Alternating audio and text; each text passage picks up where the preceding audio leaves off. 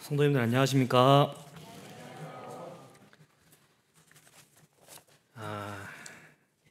오늘 하루 잘 보내셨습니까? 지금 날씨가 갑자기 너무 더워져가지고 저도 이제 현장에서 일할 때도 있고 사무실에서 일할 때가 있는데 이제 사무실에 있어야 현장에 나가야 되는데 조금만 더 있다 나갈까 하면은 조금 더 더워지고 그런 하루를 보내고 있습니다. 현장에 나갈 때마다 제가 이런 말을 항상 하면서 나가요. 아이고 오늘 날은 또 왜 이렇게 습하냐 이러면서 이러면서 나가는데 마침 또 오늘 말씀 주제가 어디일까요? 스바냐입니다. 참 어떻게 주님이 여름에 제가 저번에 이런 개그를 한번 하고 들어가니까 말씀 기억 안 나시고 그것만 기억하시는 분들이 계시던데 오늘은 말씀도 좀 기억해 주시고 이렇게 해주셨으면 좋겠습니다. 오늘은 성도님들께서 방금 전에 딱 뇌리에 박히신 것처럼 스바냐 성경을 한번 나누도록 하겠습니다. 스바냐 선지자가 누구인지 또 이 스바냐 성경에는 어떤 내용이 기록되어 있는지 성도님들 한번 보시면 좋겠습니다. 근데 혹시 지난 시간에 어떤 성경을 공부했는지 기억이 나시나요? 우와, 감사합니다. 지난 시간에 나훔 소선지서 중에서 나훔서를 함께 살펴보았습니다. 잠깐 간단하게 이렇게 나훔을 한번 짚어보고 넘어가도록 하겠습니다. 나훔의 고향은 엘고스라는 지역에 살았다고 했고요. 그리고 나훔의 이름의 뜻이 위로와 위안이라는 뜻을 가지고 있었다고 했습니다. 그리고 아수르 제국의 수도였던 니느웨의 멸망을 예언했던 선지자였습니다. 그래서 요나가 가장 좋아했었던 선지자가 아니었을까라는 농담으로 이렇게 시작을 했었는데요. 하나님은 결코 악은 그대로 두시지 않으시고 그는 공의로우시지만 자기 백성에게 정말 깊은 위로를 주시는 분이신 것을 성도님들은 지난 시간에 성도님들과 함께 나누었습니다. 나훔은 이렇게 말하고 있습니다. 하나님은 살아계시고 당신을 아시고 당신의 그 고난과 고통을 결코 끝까지 외면하지 않으실 것이다. 그러니 오늘 우리가 당하는 억울함도 고난도 고통도 하나님 안에서는 위로와 회복으로 바뀔 것이다 라는 내용으로 성도님들과 함께 약 30분에서 40분 정도 나누었습니다.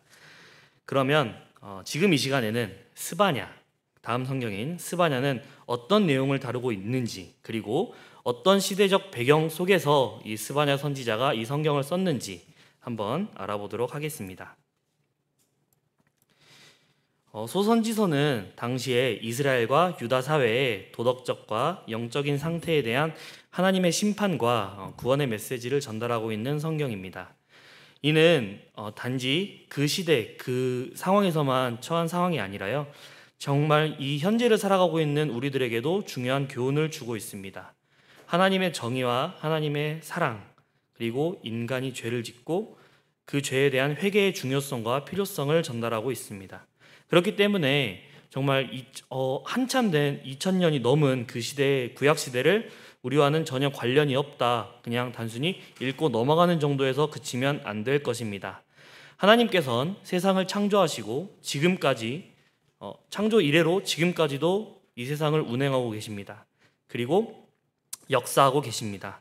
그 하나님께서 역사하신 그 역사를 보고 우리 삶에 비추어 보고 그리고 그리스도인으로서 우리가 어떻게 살아야 하는지 이 구약 성경에서도 제시하고 있는 것입니다. 이것이 성경의 작성 순서로 이제 추정되는 것인데요. 우리는 이 성경책을 보고 있지만 이 성경책이 언제 누구에 의해서 쓰여졌는지는 사실 성경의 저자가 앞에 말해주지 않는 이상은 정확하게는 알 수가 없습니다. 그렇기 때문에 역사적인 사실과 성경의 원문을 비교해 보면 우리가 이걸 유추할 수 있는데요. 그런데 이것이 굉장히 놀라운 일인 것이요, 역사적으로 고고학이 계속 발전됨에 따라서요, 성경에 나와 있던 내용들이 정말 사실이었다라는 것이 밝혀지고 있습니다. 우리 지난 시간에도 말씀을 드렸습니다만 아시리아는 우리가 되게 흔히 알고 있는 고대 제국 중에 하나입니다. 그런데 이 성경에는 아수르가 먼저 기록이 되어 있었고요. 그리고 현대 고고학에서는 아수르라는 제국은 단지 신화에 나오는 그냥 허구의 나라일 것이다 라는 주장을 했었습니다. 그렇지만 1800년대에 아수르 제국이 발견이 되거든요. 이것은 정말 놀라운 일입니다. 성경책은 정말 하나님의 말씀, 그러니까 성도들이 이 세상을 살아갈 때 어떻게 살아야 될지에 대한 제시를 하는 단순히 그 성경책에서 끝나는 것이 아니라 이 세상을 운행하시고 이 세상의 모든 역사를 역사하신 하나님을 강하게 증거하고 있는 책임이 계속해서 드러나고 있습니다. 그래서 오늘은 이제 스바냐서를 배우는데, 스바냐서 그 다음에 예레미야는 이제 대선지서로 이렇게 분류가 됩니다. 양이 많기 때문에. 그래서 그 다음 성경인 우리 하박국 성경을 다음에는 공부를 하도록 하겠습니다. 스바냐서의 저자는 누구일까요? 네, 스바냐입니다.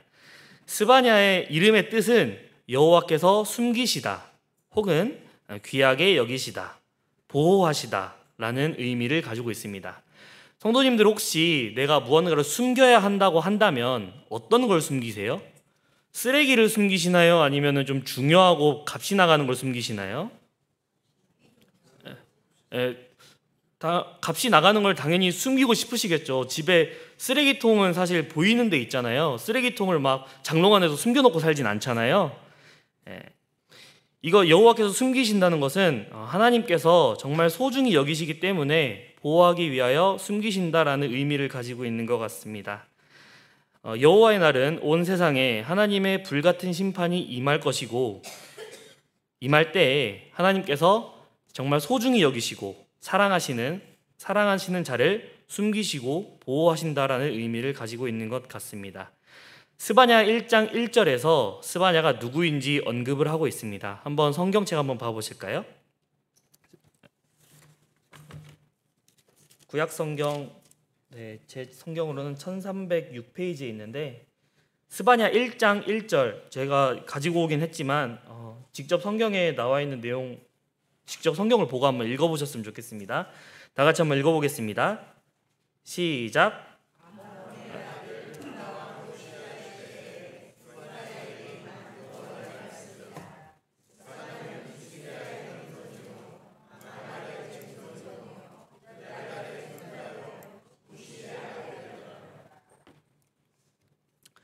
네, 본문에서는 선지자 스바냐가 자기 자신을 히스기야의 현손이라고 밝히고 있습니다. 현손이 무슨 뜻인지 아세요? 잘 못 들어보셨죠? 현손은 4대 손이 현손이에요. 네, 4대 손. 그러니까 여기서 말하는 것처럼 스바냐의 아버지의 이름은 구시, 그 위엔 그다랴, 그 위엔 아마랴, 그 위엔 히스기야. 히스기야 왕의 4대 손자라는 뜻을 가지고 있습니다. 선지자가 자기 집안 배경을 밝힐 때 사실 아버지까지만 딱 얘기를 하고 자기 소개를 마치잖아요. 그런데 이 스바냐는 특이하게 자기 할아버지의 할아버지까지 소개를 하고 있습니다. 이는 4대째 히스기야 왕이 자신의 조상임을 밝히기 위해서 쓰여졌을 것이라 이렇게 썼을 거라고 추측되어집니다. 이 서신서는 약 3장, 약이 아니죠, 3장, 딱 3장짜리의 짧은 성경인데요. 이 짧은 서신서 내용 속에 스바냐는 왕이 어떤 삶을 살았는지 잘 알고 있었습니다. 그리고 그 당시에 살았던 상류층들, 지도자층들이 어떻게 살고 있었는지 그는 잘 알고 있었을 것입니다. 아마도 그는 왕족 선지자였기 때문에 이때 보시면 요시야 시대에 활동했다라고 나와 있습니다. 요시야는 정말 어린 나이에 왕이 되었어요. 그래서 어린 요시야 왕에게 영적인 영향력을 행사할 수 있었을 것으로 추정됩니다. 그래서 요시야 시대에 성도님들 잘 아시는 종교 개혁이 일어나거든요. 이때 개혁이 일어나는데 그래서 여호와를 전심으로 따르게 도움을 주었을 가능성이 있습니다. 또한 스바냐는 그 앞에 배웠던 저희가 미가, 이사야 선지자가 활동했던 히스기야 왕 시대 이후로 다음에 므낫세 왕, 아몬 왕이 이렇게 통치를 하게 되는데요. 그 이후로 활동하게 된 선지자입니다. 그 시대에는 말씀이 선포되지 않았던 것으로 보입니다. 그 이유는 성경이 없어요. 그 사이에는. 그래서 므낫세 아몬 시대에 말씀이 선포되지 않던 시대 이후에 70년 만에 다시 유다와 예루살렘을 대상으로 말씀을 선포한 선지자였습니다. 요시야의 아버지의 이름은 아몬인데요. 아몬 왕은 신하들의 반역으로 인해서 죽임을 당했습니다. 이 아몬 왕을 반역한 대신들이 왕을 죽이고 그의 아들인 요시야를 왕으로 삼았습니다.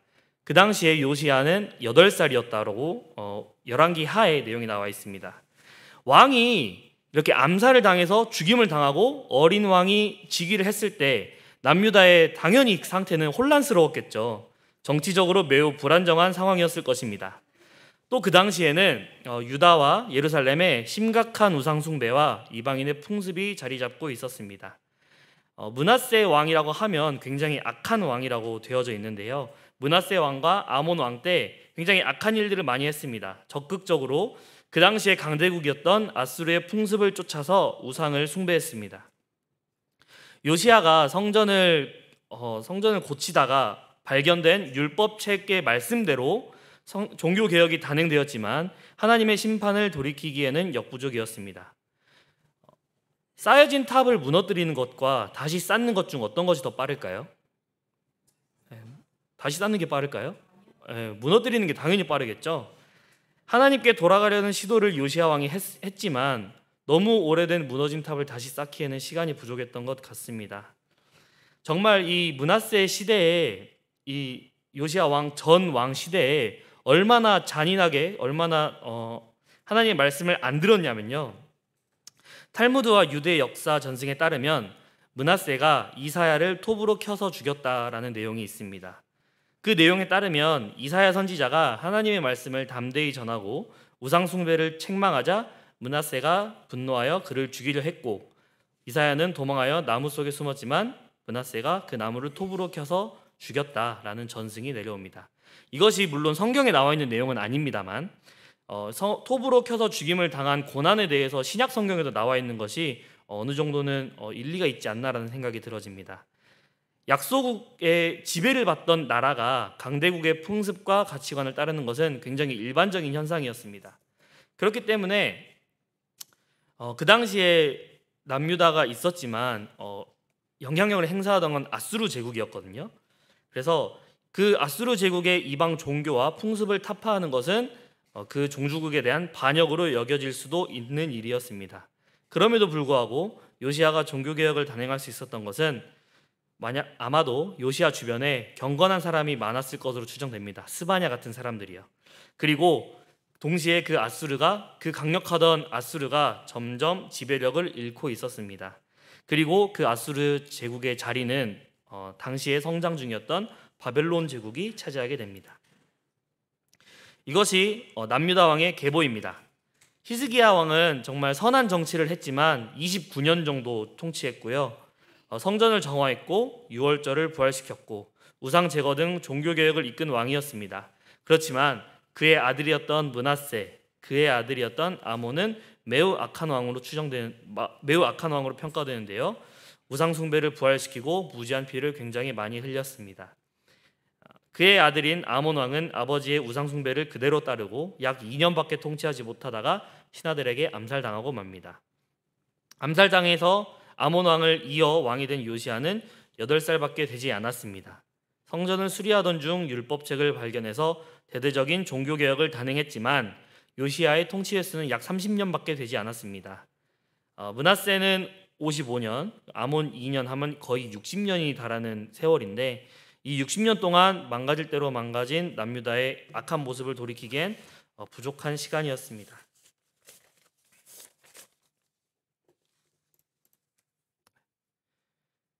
예언의 대성은 유다와 예루살렘을 향해서 외치고 있습니다.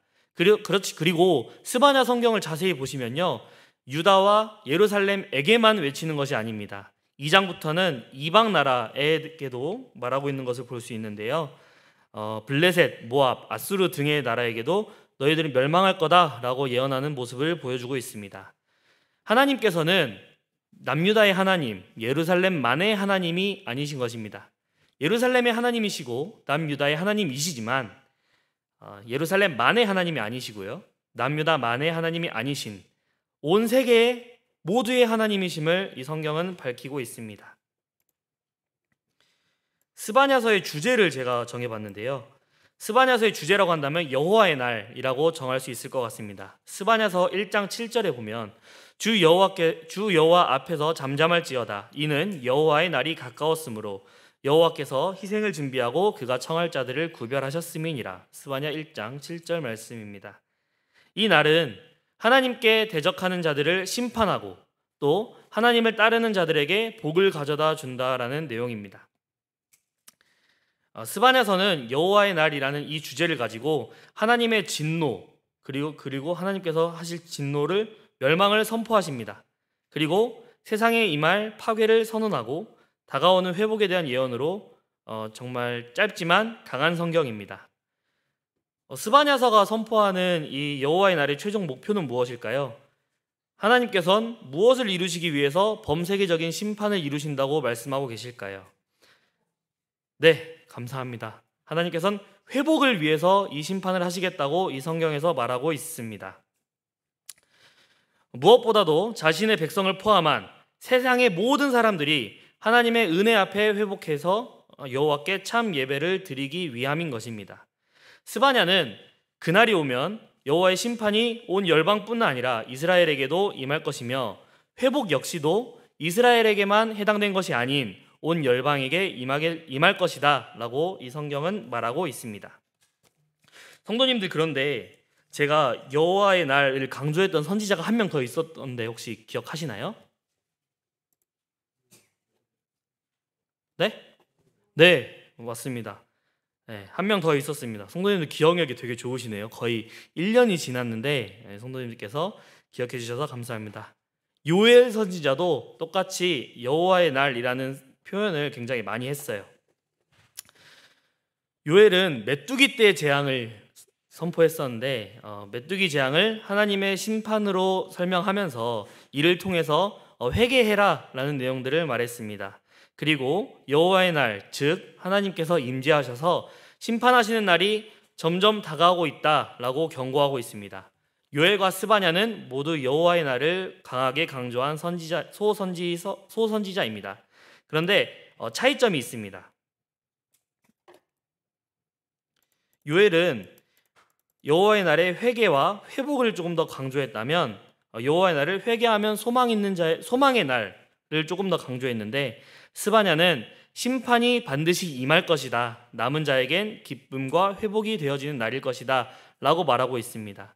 약간 집중하고자 하는 내용이 다른 것 같아요. 두 선지자의 메시지를 함께 공부하면 하나님의 공의와 은혜의 균형을 더욱 깊이 이해할 수 있습니다.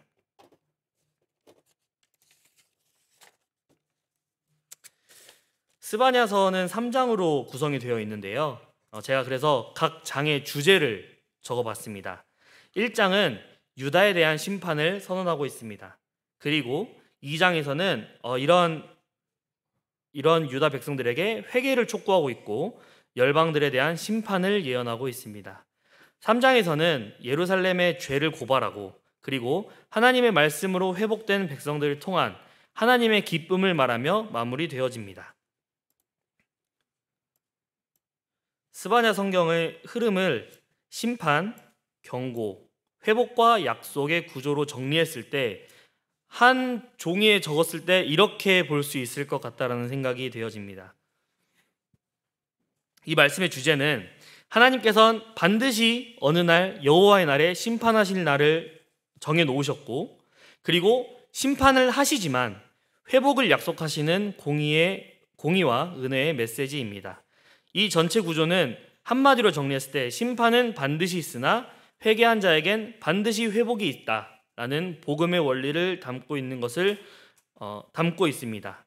그리고 그 회복이 있다라는 내용에서 스바냐 3장 17절 말씀 보시면 정말 하나님의 사랑의 정점이라고 표현되는 그런 생각이 들더라고요.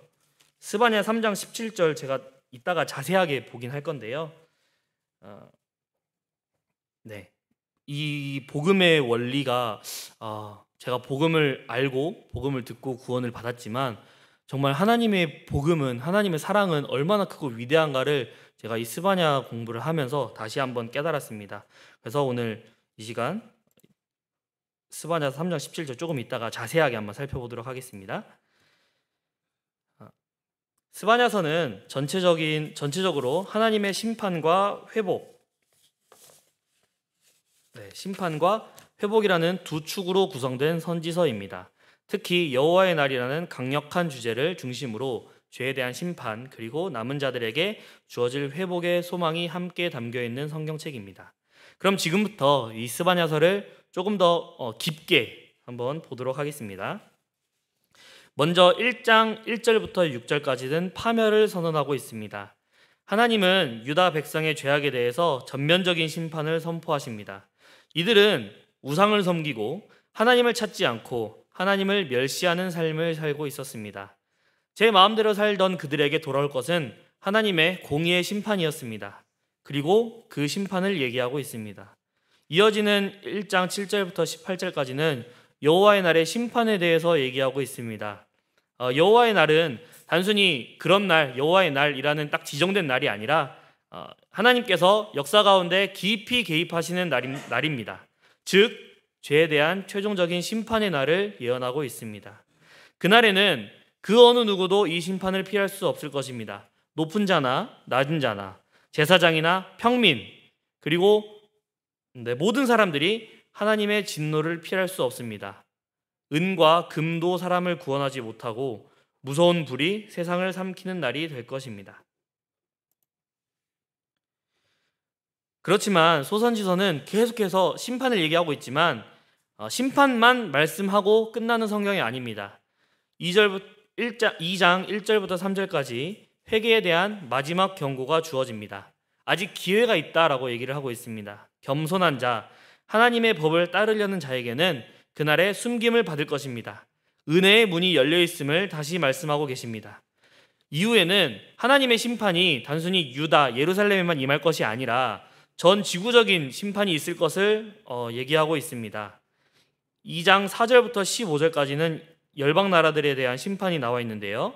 4절부터 7절까지는 블레셋, 8절부터 11절까지는 모압과 암몬, 12절부터 15절까지는 구스와 아수르에 대한 심판이 선포됩니다. 하나님은 유다만의 하나님이 아니라 온 열방을 다스리시는 주권자이심을 말하고 있습니다. 각 민족이 지은 교만과 조롱, 잔인함에 따라 심판하시는 하나님은 사실 공평하신 심판자이심을 말하고 있습니다. 이어서 3장 1절부터 8절까지는 유다로 초점이 돌아옵니다. 타락한 예루살렘과 하나님의 정당한 심판을 말하고 있습니다. 하나님은 성읍 안에 있는 지도자들, 관원들, 재판관들, 제사장들, 선지자들 너희들 전부 다 부패했다라고 고발하고 있습니다. 공의를 베푸시는 하나님은 더 이상 참지 않으시고 예루살렘을 향해서 심판을 선언하신다는 것을 말하고 있습니다. 스바냐서 3장 8절에 보면 그 진노가 얼마나 무시무시한지 나와 있는데요. 나의 분노와 모든 진노를 쏟으려고 여러 나라를 소집하며 왕국들을 모으리라. 온 땅이 나의 질투의 불에 소멸되리라. 라는 무서운 심판의 말씀을 선언하고 계십니다. 그렇지만 이 심판 이후에 놀라운 반전의 말씀을 주시는데요. 9절부터 10절까지는 이방 민족들 중에서도 여호와를 예배하는 자들이 생길 것이고 그들이 먼 곳에서 하나님께 예물을 가지고 돌아올 것이라는 것을 약속하고 있습니다. 그리고 11절부터 13절까지 이스라엘의 남은 자에 대한 약속에 대해서는 교만하지 않고 진실하게 하나님을 따르려는 이 사람들을 겸손한 자들이라고 얘기를 하고 있습니다. 새로운 공동체로 회복될 것이라고 말씀하고 계십니다. 거짓 없이 살아가고 두려움 없이 안전하게 거하시는 삶이 예언되고 있는 것입니다. 마지막으로 3장 14절부터 20절까지는 회복된 이스라엘의 황금 시대입니다. 하나님은 하나님께 돌아온 자들, 남은 자들과 항상 함께 하실 것이며 그리고 그 남아있는 자들로 인하여 기쁨을 이기지 못하는 하나님이라는 표현을 하고 있습니다. 슬픔과 수치는 사라지고 모든 백성이 다시 모여 찬송과 명성을 얻게 될 회복의 약속이 선포됩니다.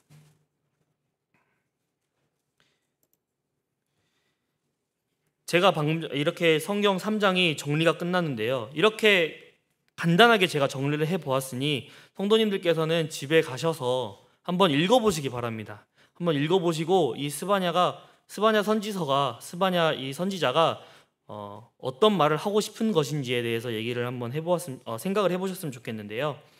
스바냐 3장 17절은 성도님들 잘 아시죠? 이게 어떻게 잘 아시는지 제가 좀 봤는데 찬양이 있더라고요. 네, 근데 이 찬양이 이 가사를 그대로 성경의 내용을 그대로 가지고 왔습니다. 너의 하나님 여호와가 너의 가운데 계시니, 네, 이런 찬양이 있더라고요. 그래서 이 말씀을 준비하면서 좀 많이 들었던 것 같아요. 근데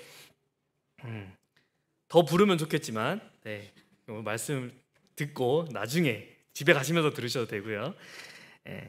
죄는 반드시 심판하시는 하나님이시지만 회개하고 하나님의 은혜 안에 돌아온 자에게는 하나님의 품 안에 숨겨지는 회복의 은혜를 경험하게 된다라는 내용을 이 스바냐는 이 짧은 성경 안에 말하고 있습니다. 무서운 심판의 메시지 안에 하나님은 우리에게 놀라운 사랑을 보여주십니다. 죄는 반드시 심판하고 회개하는 자는 하나님 품 안에 숨겨지는 회복의 은혜를 누립니다. 그리고 제가 이 성경을 공부하면서 이 말씀에 굉장히 깊이 있게 생각하게 되었어요. 제가 하나님의 사랑의 절정이라는 제목까지 붙여놨잖아요. 너로 말미암아 기쁨을 이기지 못하시며 잠잠히 사랑하시며 즐거이 노래하시리라 라는 표현을 보았습니다. 하나님이 나로 인해서 기뻐서 노래하신다고 하시는 것을 보았어요. 그냥 기뻐하시는 게 아닙니다. 기쁨을 이기지 못하셔서 나로 인해서 너무 즐거우셔서 노래를 부르신다는 표현을 보았습니다. 그 하나님이 우리 안에 함께 계시고 그분은 능력이 있는 분이실 뿐만이 아니라 그 능력으로 우리를 구원하시는 분이십니다. 그는 죄의 심판 가운데서도 우리를 건지시는 분이십니다. 그리고 그분은 그냥 용서하시는 분이 아니세요. 직접 싸우시고 대신 죄값을 담당하셔서 우리를 구원하시는 분입니다. 우리를 건지시는 분입니다. 그리고 그 하나님이 우리를 바라보며 기뻐서 노래하신답니다. 마치 아버지가 잃어버린 아들을 안고 기뻐하는 것처럼요. 마치 신랑이 신부를 향해 기뻐 노래하는 것처럼 하나님은 사람이 회개하고 돌아왔을 때 그 우리를 보면서 기쁨을 터뜨리듯 노래하신다는 것을 보았습니다. 우리가 찬양이라고 하면 우리가 하나님께 찬양을 드린다고 하잖아요. 근데 그뿐만이 아니라 우리가 회개하고 돌아왔을 때 하나님께 찬양을 드릴 때 하나님은 너무 기쁘셔서 우리를 보고 노래를 부르신다는 표현이 정말 복음을 다시 한번 생각하게 된 것 같아요. 이 사랑은 격정적이고 그리고 동시에 조용한 사랑입니다. 하나님도 우리를 보며 노래하신다는 것, 그것이 정말 반전이었습니다. 변덕이 아니라 확실하고 깊은 사랑입니다. 말이 필요 없는 그 사랑 속에서 하나님은 잠잠히 우리를 사랑하신다고 말씀하셨습니다. 하나님은 죄를 심판하시지만 그래서 무서운 분이라고만 생각할 수 있겠지만 사실 회개한 자에게는 다시 임재하시고 기쁨으로 안으시고 잠잠히 사랑하시고 기쁨의 노래로 우리를 맞이하신다고 말씀하셨습니다. 이 모든 말씀이 예수 그리스도 안에서 완전하게 이루어졌습니다. 예수님은 그날에 대신 심판받으셨고 우리는 그분 안에서 숨겨진 자, 하나님이 기뻐하시는 자가 되었습니다.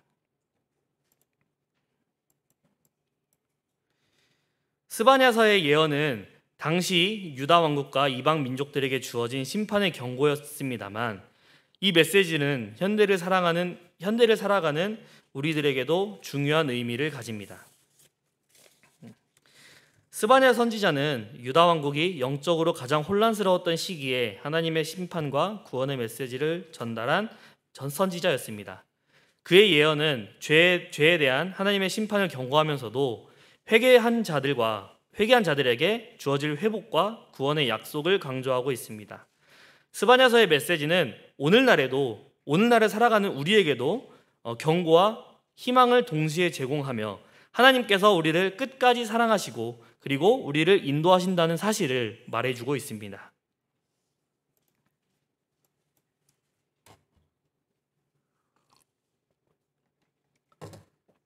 오늘 스바냐서를 정리하면서 제가 느낀 하나님을 여기서 좀 나누도록 하겠습니다. 스바냐서에서 가장 먼저 드러나 보이는 것은 하나님의 거룩하심과 하나님의 공의입니다.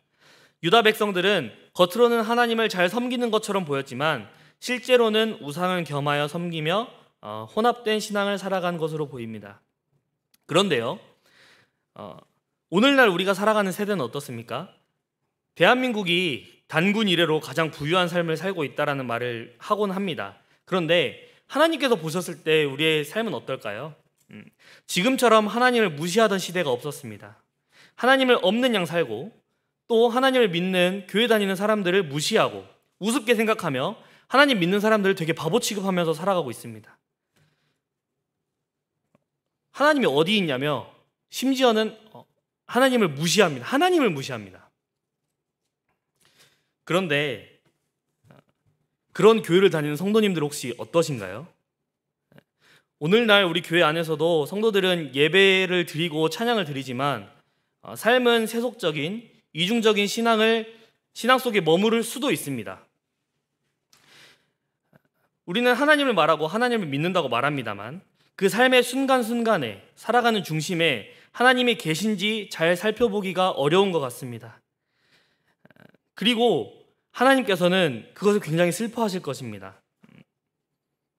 남유다에서 했던 것처럼 우상 숭배하고 이런 것은 아니지만 살아가면서 하나님을 조금 더 생각하지 못하고 그런 삶을 살아갈 때가 있으실 것입니다.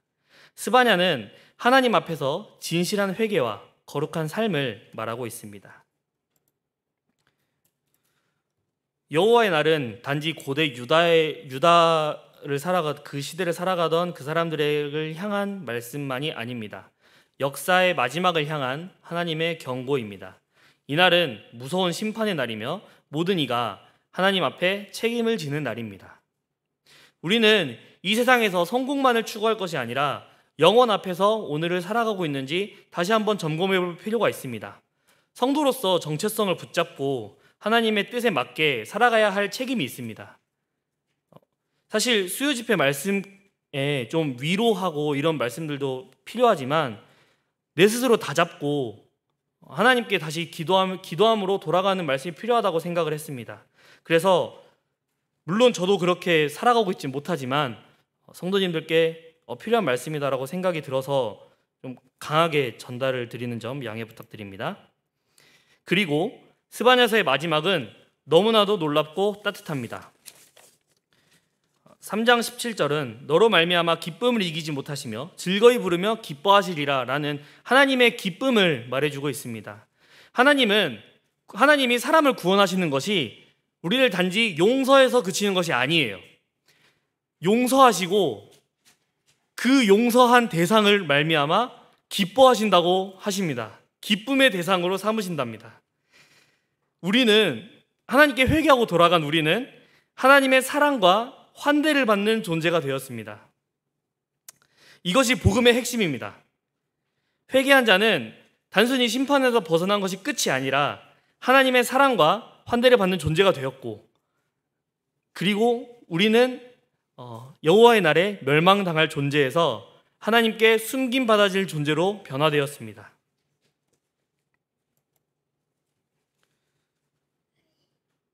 정말 우리는 어지러운 시대를 살아가고 있습니다. 교회와 성도가 함께 기도해야 될 때를 살아가고 있는 것 같습니다. 스바냐 시대처럼 우리는 무척이나 혼란하고 어두운 시대를 살고 있습니다. 교회도 마찬가지고 교회 밖을 보면 더 가관입니다. 하나님을 무시하고 대적하고 하나님을 믿는 사람들을 바보 취급하고 그런 시대를 성도님들 살아가고 계십니다. 그런데 그러한 삶을 살아가면서 우리는 굉장히 구별된 삶을 살아야 하는데요. 교회도 점점 세상과 닮아가는 것 아닌가라는 생각을 하게 됩니다. 성도님들이 세상적으로 산다라는 말이 아니라요.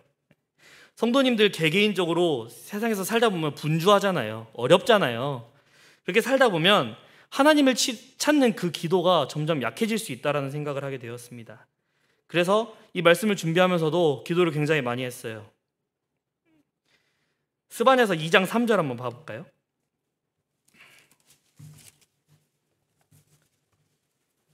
스바냐서 2장 3절 성도님들 다 같이 한번 읽어보시면 좋겠습니다. 시작.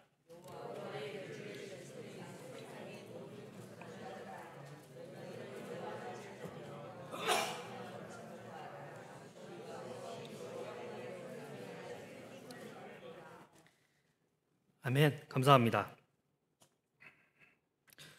너희는 여호와를 찾으며 겸손함을 구하라.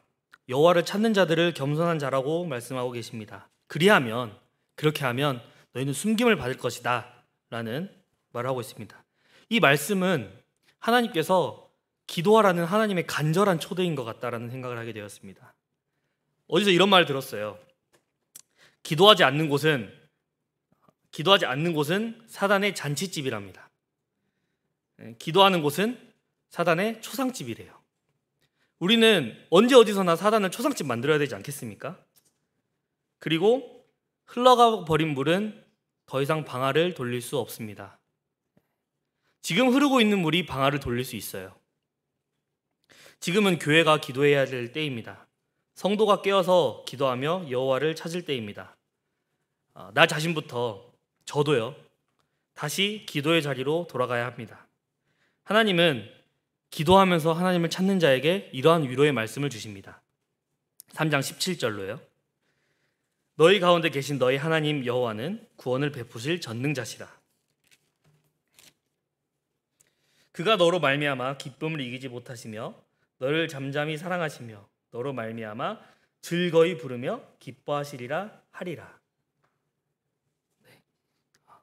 저는 이 말씀을 준비하면서 이 3장 17절 이 내용에 하나님께 다시 한번 감사되는 시간이 되었던 것 같습니다.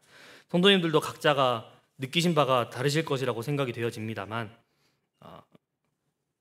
교회와 성도를 위해 그리고 이 세상을 위해서 나라를 위해서 함께 기도하고 하나님 중심에 두고 살아가는 우리 성도님들이 되셨으면 좋겠습니다. 그러면 이것으로 말씀을 마치도록 하겠습니다. 기도하고 말씀 마치겠습니다.